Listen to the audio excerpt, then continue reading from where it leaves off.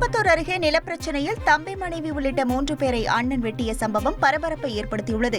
சின்னக்கசி நாயக்கன்பட்டியை சேர்ந்தவர்கள் குமார் மற்றும் சக்திவேல் அண்ணன் தம்பியான இருவருக்கும் நிலப்பிரச்சனை இருந்து வந்ததாக கூறப்படுகிறது. இதனிடையே சக்திவேல் உயிரிழந்த நிலையில் மனைவி தனலட்சுமி நிலத்தை கவனித்து வந்துள்ளார்.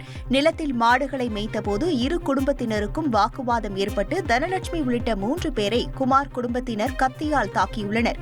மூவரும் சிகிச்சை பெற்று வருகின்றனர். இதுகுறித்து கந்திலி போலீசார் விசாரணை மேற்கொண்டு வருகின்றனர்.